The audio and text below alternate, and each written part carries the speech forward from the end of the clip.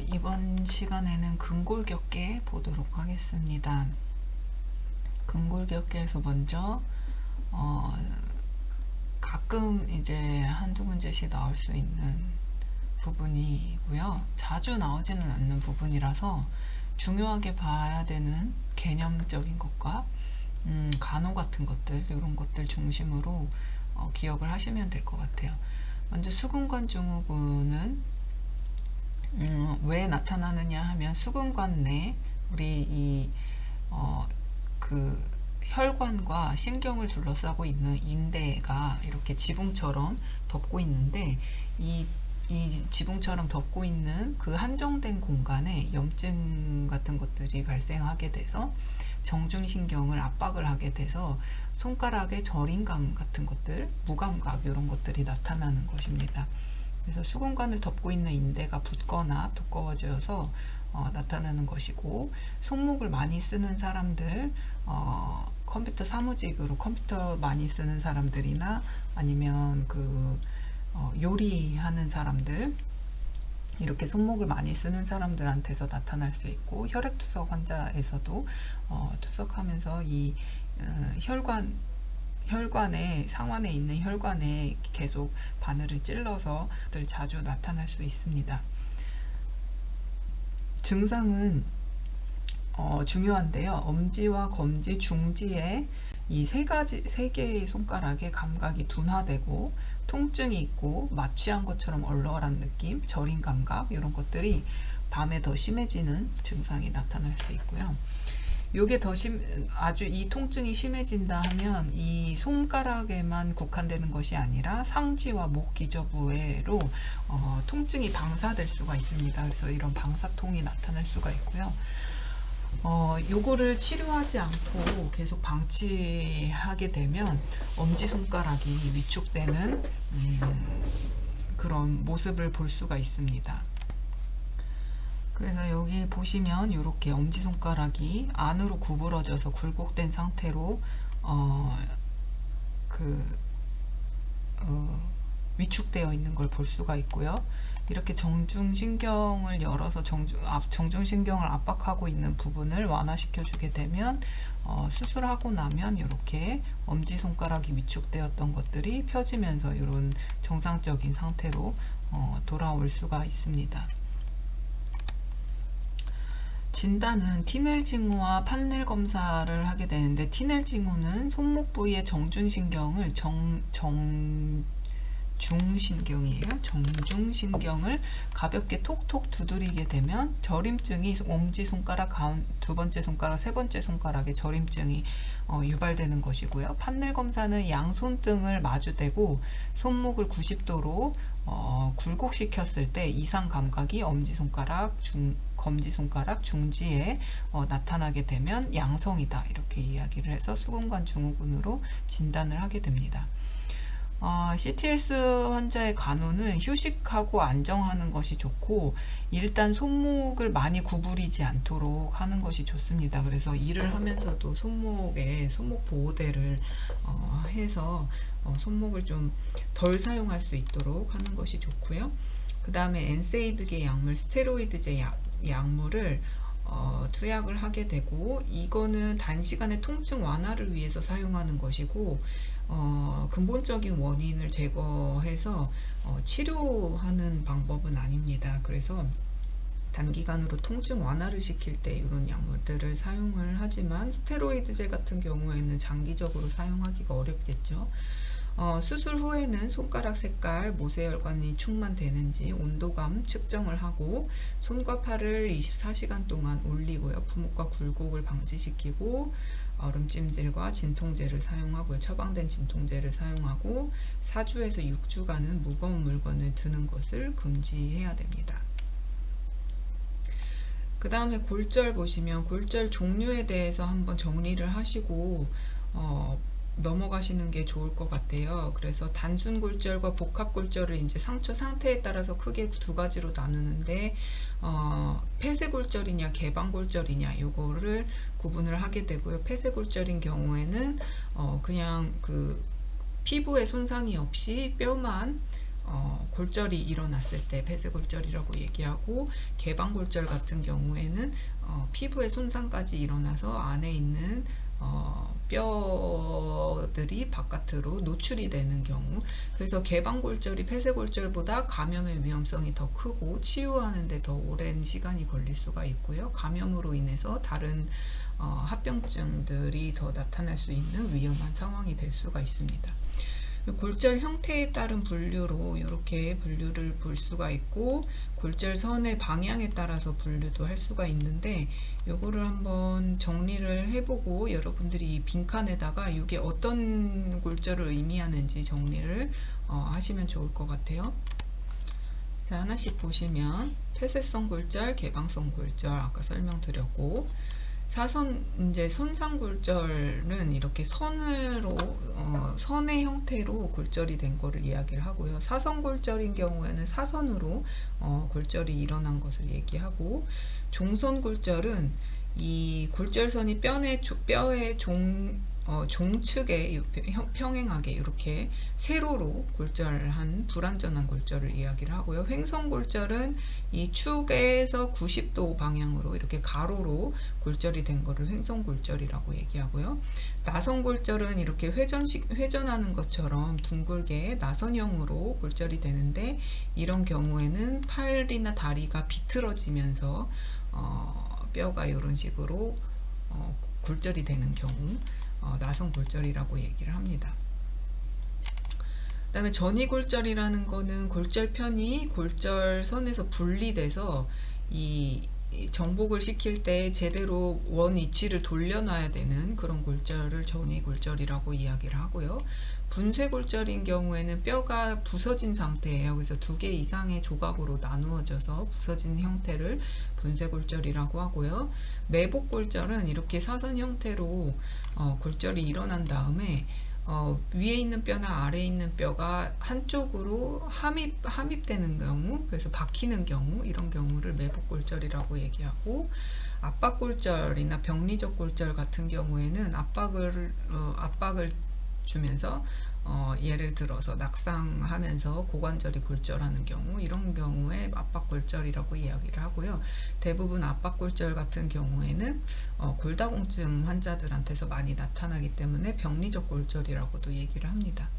생나무골절은 아이들한테서 많이 나타나는 부분이고, 아이들이 넘어지면서 손으로 바닥을 짚으면서 이 팔목 있는 쪽으로 많이 골절이 발생하는 건데, 요거는 깨끗한 그 골절 면이 나타나지 않고 이렇게 우리 나뭇가지를 비틀어서 쪼갰을 때 그런 형태로 생나무 골절이 발생할 수 있고요. 스트레스 골절이나 찢김 골절 이런 것들도 나타날 수가 있습니다. 그래서 골절의 치료는 순서가 중요하고, 가장 우선적으로 해야 되는 게 정복이에요. 정복. 뼈를 원래의 해부학적 위치로 돌려놓는 것. 그래서 정복을 하고, 그 정복된 상태가 다시 비틀어지지 않도록 고정시킨 다음에, 고정시켜서 뼈가 치유가 다 되면 이제 움직이는데 문제가 없도록 재활하는 것까지. 그래서 이렇게 3가지의 과정을 통해서 치료를 하게 되는데, 가장 우선적으로 진행되어야 되는 것이 정복이다, 이렇게 보시면 되겠습니다. 재활할 때 등장성 운동인지 등척성 운동인지는 여러분들 아시죠? 그래서 요거는 어떤 운동인지 개념을 알고 있어야지 뒤에서 골다공증이나 골관절염 환자들한테 어떤 운동을 교육을 해야 되는가, 하라고 교육을 해야 되는가, 이런 것들을 구분을 하실 수 있어야 됩니다. 골절의 합병증으로 지방색전증, 구획증후군 이런 것들이 나타날 수 있는데, 가장 문제가 되는 것이 구획증후군이에요. 구획증후군은 한정된 근막 구획 내에 간질의 압력 증가로 인해서 공간 내 조직의 신경 및 혈관이 손상되는 경우고, 이런 경우에 바이탈에도 문제가 발생할 수 있고, 이 부분에 국소적으로도 혈액 공급이나 이런 것들, 산소 공급이 조직에 되지 않으면서 괴사의 문제들도 발생할 수가 있습니다. 이 구획증후군의 증상으로 5개의 증상이 있는데 우리가 5P라고 이야기를 하고요. 통증, 아주 극심한 통증, 터질 듯한 통증 나타날 수 있고, 창백하고 이상 감각, 마비, 맥박 소실의 이 5가지 증상이 특징적으로 나타나는 경우고요. 골절이 돼서 치유하는 동안에 정복하고 그 고정시키고 있는 동안에 이런 증상이 나타난다 그러면 구획증후군을 의심하고 빨리 처치를 해줘야 됩니다. 그 다음에 볼크만시 구획 허혈성 구축이라고 하면 팔과 손이 갈고리 모양으로 기형으로 변형된 이런 영구적 마비 상태가 나타날 수가 있고, 이 구획증후군이 나타났을 때 치료는 광범위한 피부 근막절개술로 이 압력을 완화시켜 줘야 됩니다. 그래서 조이는 석고붕대나 드레싱을 즉시 제거를 해주고 충분한 수분 섭취를 권장하면서 손상된 사지를 심장 높이보다 더 높게 상승시켜주는 그런 치료를 적용을 해야 됩니다.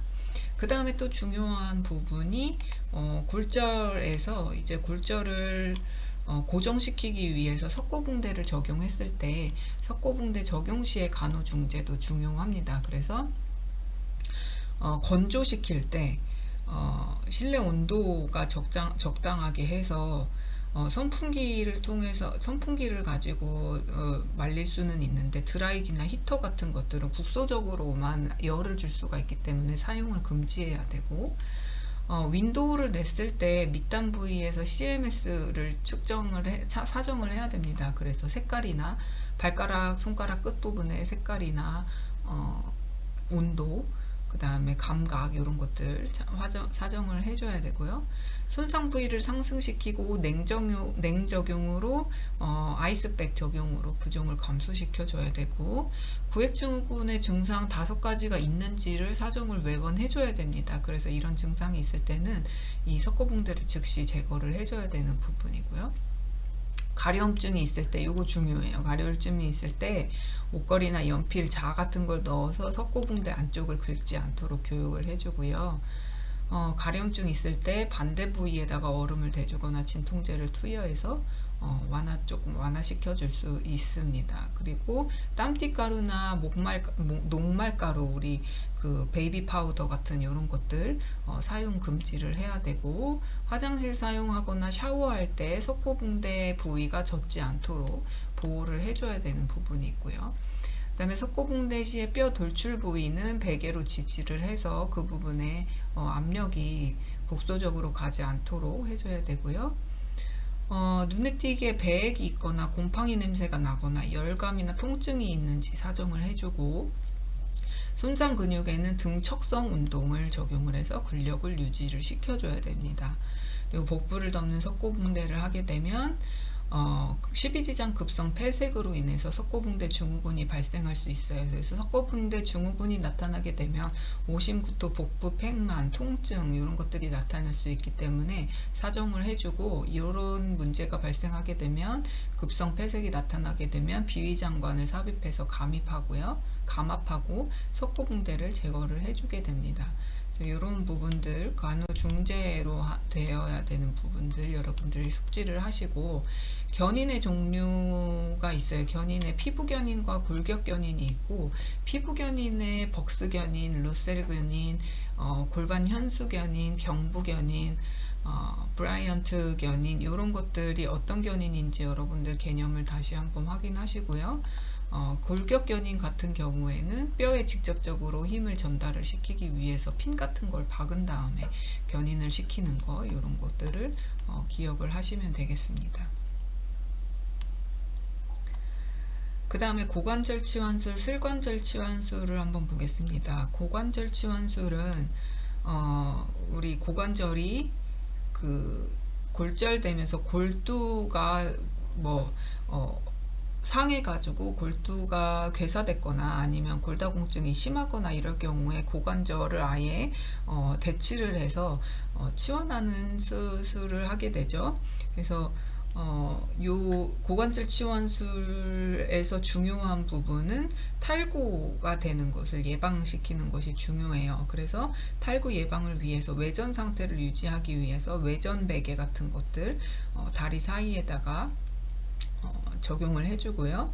그 다음에 외회전을 하지 않도록 해줘야 되고, 의자는 낮은 의자를 사용하면 안 됩니다. 그래서 높은 변기 의자 사용하고 팔걸이 있는 의자를 이용해서 낙상하지 않도록 해줘야 되고요. 수술받은 다리를 외전 및 신전시킨 상태로 수술받지 않은 쪽으로 눕도록 해줘야 되고요.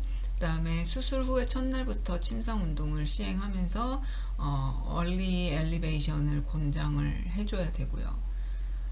고관절 탈구 증상을 확인을 해주고, 그래서 이 고관절 치환술일 때는 가장 위험한 것이 탈구죠. 그래서 다시 수술을 해야 되기 때문에 중요한 것은 다리를 꼬고 앉지 않도록 하고, 그 다음에 수술한 부위의 다리를 수술하지 않은 쪽 다리 위에 이렇게 걸쳐 올리는 그런 자세도 피해야 됩니다. 술관절 치환술도 수술 후에 정맥순환 촉진을 위해서 48시간 동안 수술받은 다리를 올려줘야 되고, 무릎을 절대로 굴곡시키지 않습니다. 그런데 48시간이 지나게 되면 지속적인 수동기계 CPM을 이용을 해서 약 100에서 120도 정도 구부릴 수 있도록 운동을 하게 되고요. 수술 후 첫날 보조기구 이용한 가벼운 체중 부하 운동을 시작을 하고, 그 다음에 수술 후에 3에서 5일째 이 CPM이나 아니면 CPM 같은 경우는 수동적인 굴곡 운동이고, 능동적으로 본인이 다리를 구부렸다 폈다 하면서 굴곡 운동을 시작할 수가 있고, 운동 전후에는 얼음주머니를 적용해서 통증을 완화시켜서 운동을 할 수 있도록 권장을 해야 합니다. 그 다음에 시험에 많이 출제되는 부분이 류마티스 관절염하고 골관절염에 대한 내용이 많이 나오고요. 이 두 개를 비교하는 것도 많이 나옵니다. 그래서 류마티스 관절염 같은 경우에는 전신적인 자가면역 질환이고, 활막 관절 내의 결합 조직의 염증성 변화이고요.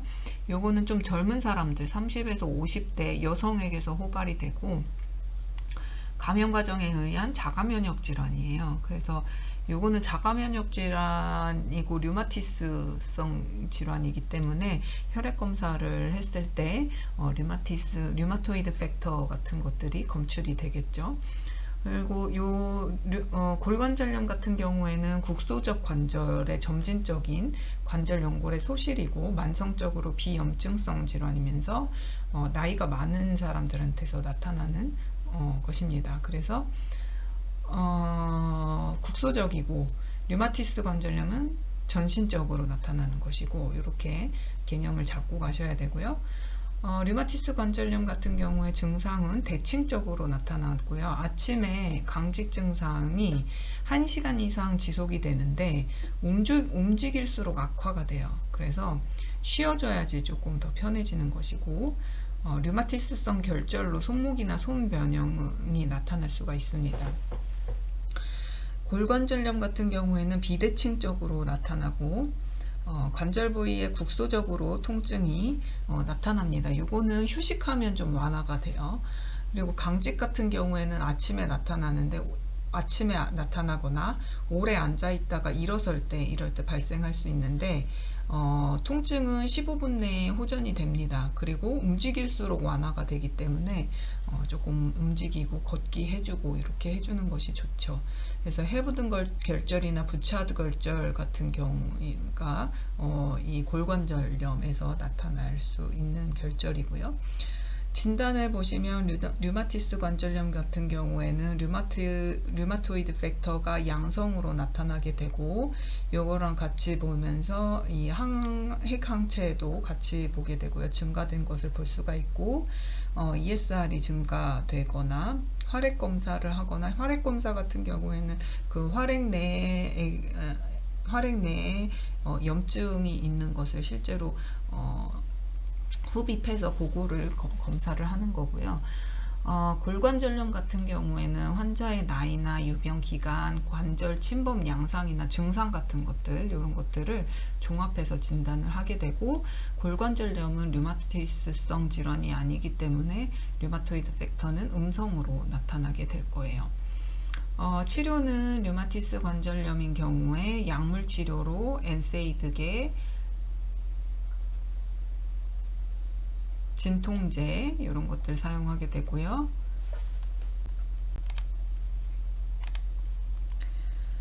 류마티스성 질환이기 때문에 항류마티스제로 항류마티스제를 많이 사용하게 되죠. 그 다음에 스테로이드제, 면역억제제 이런 전신적인 증상이 나타나기 때문에 이런 약물을 전신적으로 사용할 수가 있습니다. 그리고 관절 이식이나 관절 고정술, 인공관절 대치술 이런 것들을 치료로 이용할 수 있고, 골관절염 같은 경우에는 관절 성형술, 그리고 약물로 살리실레이트나 엔세이드 통증을 좀 완화시키고 염증을 완화시키기 위해서 이런 것들 사용하고요. 콜티코스테로이드나 관절각 내에 히알루론산을 투여를 해서 이 관절이 마모돼 가지고 뼈와 뼈가 부딪히는 것을 조금 완화시켜주는 그런 약물을 사용하기도 합니다. 류마티스 관절염의 간호는 급성기에는 절대 안정시키고요. 등척성 운동을 할 수 있도록 교육을 해야 되고, 통증 조절로 냉요법이나 연료법, 파라핀요 이런 것들 하게 하고요. 조조강직이 있을 경우에 따뜻한 물에 담그고 더운 물 목욕을 할 수 있도록 교육하고요. 관절 보호를 위해서 크고 강한 근육을 이용해서 물건을 들어 올리거나 운동을 하거나 그렇게 할 수 있도록 교육을 해줘야 됩니다. 골관절염 같은 경우에는 급성염증기인 경우 휴식을 하고 관절을 보호시켜줘야 되고요. 강직이 있을 때는 연료법, 급성염증이 있을 때는 냉요법을 적용을 해주고, 이 관절염 같은 경우에는 비만인 경우에 더 많이 나타날 수가 있습니다. 그래서 정상 체중을 유지할 수 있도록 간호를 해줘야 되고요. 유산소 운동이나 수중 운동, 관절 주변 근육의 저항 운동을 권장을 합니다. 그래서 골관절염 환자의 같은 경우에는 체중 부하 운동을 하게 되면 관절의 통증이 더 심해지겠죠. 그래서 물 속에서 걷는 것, 그 다음에 천천히 이렇게 산책하는 것, 이런 것들 하도록 해줘야 되고요. 쪼그려 앉지 않도록 해줘야 됩니다. 우리나라의 특성상 쪼그려 앉거나 좌식 생활을 많이 하기 때문에 이런 골관절염이 무릎이나 이 고관절에 많이 발생하게 됩니다. 그래서 이렇게 류마티스 관절염하고 골관절염을 반드시 비교해서 기억을 하시고요.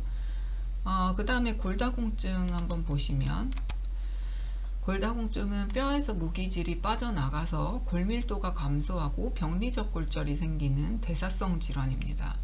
원인은 노화나 폐경, 에스트로겐이 결핍되는 경우, 움직이지 않는 부동인 경우, 영양 결핍이 있는 경우, 부갑상샘 기능 항진증이나 스테로이드를 장기간 사용했을 때 골다공증이 나타날 수 있고, 진단은 골밀도 검사를 하게 됩니다. 그래서 골밀도 검사 결과에는 T스코어하고 Z스코어가 있죠. T스코어는 동일한 성별에서 젊은 성인 집단의 평균 골밀도하고 지금의 나의 골밀도를 비교하는 것입니다. 그래서 건강한 성인과의 차이를 의미하는 것이고, 이 T스코어를 확인하는 사람들은 폐경기 이후의 여성, 50세 이상의 남성의 경우에 이 T스코어를 확인을 하게 되고요. T스코어가 마이너스 1.0보다 크게 되면 정상으로 보고요. 골다공증인 경우에는 마이너스 2.5 이하인 경우 이제 골다공증으로 판단을 하게 됩니다. 이 사이에 있는 경우에는 골감소증으로 보기 때문에 이 골감소증에 있을 때 골다공증으로 진행되는 것을 조금 완화, 억제시켜주는 그런 간호를 진행을 해야 되겠죠. 그 다음에 Z스코어 같은 경우에는 같은 연령대의 골밀도하고 비교를 하는 거예요. 그래서 이거는 소아나 청소년, 폐경 전 여성, 젊은 여성, 그 다음에 50대 이전 남성인 경우에는 Z스코어를 확인을 하게 됩니다. 그래서 보통 우리가 일반적으로 나이가 많은 노인들의 골밀도를 검사를 통해서 골다공증을 진단을 할 때는 T스코어를 확인을 하게 되죠. 그래서 T스코어의 요 골다공증으로 진단하는 수치가 어느 정도인지 요거는 기억을 하셔야 됩니다. 그 다음에 치료는 약물 치료로 에스트로겐을 투여를 하는데, 에스트로겐을 투여를 하는 이유는 그 골에서 칼슘이 빠져나가는 걸 좀 방지해주기 위해서 그렇게 하는 건데요. 요거는 또 장기적으로 사용하기, 호르몬제이기 때문에 장기적으로 사용할 수가 없는 부분이기는 하죠. 그렇지만 골다공증이 굉장히 심한 경우에 에스트로겐을 치료를 하게 되고요. 그 다음에 칼슘과 비타민 D를 투여를 하게 됩니다.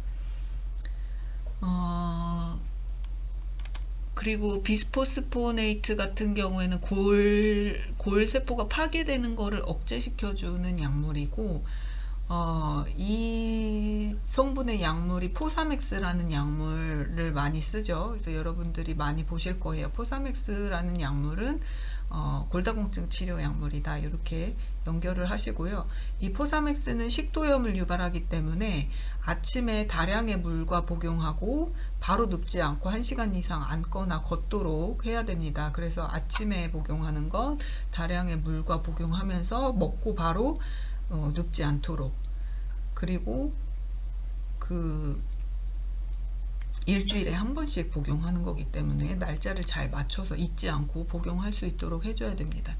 칼슘 권장 섭취량이 일일에 1500mg 이상, 골다공증이 있을 때는 이상 섭취할 수 있도록 해줘야 되고요. 그러면 칼슘 함유 음식이 뭐가 있느냐? 뼈채 먹는 생선, 멸치 같은 거, 이런 것들, 우유, 달걀, 버터, 이런 것들을 먹게 하고요. 그 다음에 운동은 체중 부하 운동을 해줘야 됩니다. 골다공증을 예방하기 위해서는 체중 부하 운동, 어떤 것들이 있냐면 뛰는 거, 그 다음에 줄넘기, 이런 것들이 체중 부하 운동인데, 나이가 많으신 분들이 골관절염이랑 골다공증이 같이 있는 분들이 많기 때문에 체중 부하 운동을 골관절염에서는 하라고 하지 않죠. 그래서 두 개가 다 있는 경우에는 걷게 이렇게 살짝 산책하듯이 걷는 거를 많이 추천을 하게 됩니다. 그래서 이런 운동하는 방법도 교육을 해줘야 되겠죠. 그 다음에 마지막으로 통풍에 대해서 볼 건데요. 통풍은 단백질의 일종인 퓨린의 대사장애로 인해서 대사가 되어야 되는데 안 되고 몸에 축적이 되는 경우 나타나게 되는 것이고, 이 요산결정체 토피라고 얘기하는 이 결정체가 관절에 축적이 돼서 염증을 일으키는 전신성 대사장애입니다. 그래서 거의 대부분 많이 발생하는 데가 엄지발가락 옆쪽, 그 부분에 많이 발생하고요. 옛날에는 40대, 50대 남성에서 많이 발생했었는데 요새는 젊은 사람들한테서도 나타나고 여성들한테서도 많이 나타나는 게 나타나는 발생률이 증가하고 있는 상태입니다. 그래서 굉장히 통증이 심해요. 요산결정체가 뾰족뾰족하기 때문에.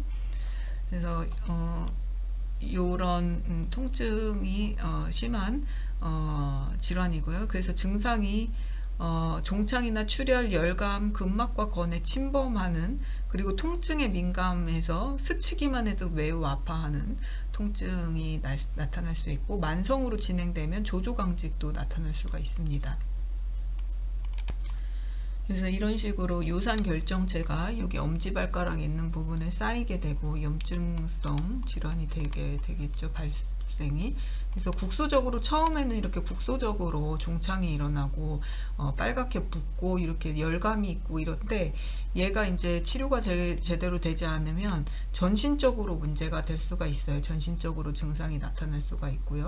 이렇게 만성적으로 되는 경우 열어보면 이렇게 요산결정체가 쌓여서 염증을 일으키고 있습니다. 그래서 얘를 다 긁어내줘야 되는 질환이죠. 치료는 절대적으로 안정을 시키고 부목으로 고정시켜주고요. 냉스포, 마사지 적용을 해주고, 약물을 잘 기억을 하셔야 되는데, 약물은 요산 배설하고 요산 생성을 억제시키는 약물 이렇게 구분이 되어 있습니다. 그래서 이렇게 보시면 항염증 작용을 할 때는 엔세이드계 약물, 스테로이드, 콜키친 약물 이런 것들을 사용을 하게 되는데 요산에 관한 약물로 이렇게 구분을 좀 해서 기억을 하시면 좋을 것 같아요. 그래서 요산을 만들어내는 거를 억제시키는 약물, 그래서 알로퓨리놀이라는 약물 많이 사용하고요. 요산을 배설시켜주는 약물, 프로베네시드 같은 약물들을 요산이 배설시켜주는 약물, 배설을 촉진시켜주는 약물이고요. 그 다음에 요산 용해제에 대한 그런 약물들, 이렇게 구분을 좀 해서 여러분들이 기억을 하시면 좋을 것 같아요. 그래서 통풍을 완화 작용을 해주는 거, 요산 억제를 시키는 거 이렇게 구분을 좀 하시고, 아스피린 복용을 금지해야 될 때는 요산 배설 촉진을 불활성화시켜서 요산을 축적시킬 수가 있기 때문에 이렇게 복용을 금지시키고요. 통증 관리하기 위해서 엔세이드나 통증 있는 부위에 크레들 사용으로 해서 크레들 이렇게 사용해서 뭐가 접촉되지 않도록 해주고요. 그 다음에 관절의 냉찜질, 조기 이상을 금지시킵니다. 조기 이상을 금지시키는 이유는 급성으로 재발되는 것을 촉진시키기 때문에, 그리고 수분 섭취를 권장을 해주고 과체중을 예방을 해야 됩니다. 그래서 술이나 고기를 즐기는 중년 남성들한테서 많이 나타나는 그런 질환이기 때문에 과체중을 예방하고 저퓨린 식이 알칼리성 식품을 시기를 섭취를 해줘야 됩니다. 그래서 이 통풍 환자들이 재발되는 경우가 굉장히 많아요. 그래서 재발되는 것을 방지하려면 생활 습관을 바꿔야 됩니다. 그래서 생활 습관 바꾸는 간호를 교육을 해줘야 되는 것이 중요하고, 그다음에 저퓨린 시기로 어떤 것들을 먹어야 되느냐 하면 곡류나 계란, 우유, 치즈 이런 것들, 시금치, 아스파라거스를 제외한 대부분의 야채류 이런 것들을 섭취를 해주고요. 피해야 되는 거는 내장류가 굉장히 퓨린이 많은 식품이에요. 진한 고기 국물, 멸치, 술 이런 것들. 그래서 술이랑 내장류를 많이 먹죠. 자주 먹죠. 그래서 이런 것들. 중등도 퓨린 식품도 고기가 포함이 돼요. 그래서 이런 부분들을 피해야 되고 생활 습관을 바꿔줘야 되는 질환이 됩니다. 그래서 여러분들이 이렇게 해서 근골격계 정리를 좀 하시고요. 어떤 것들의 개념과 간호에 대해서 잘 정리를 하셔서 근골격계 부분에서는 문제를 틀리지 않도록 여러분들이 정리를 하시면 되겠습니다. 수고하셨습니다.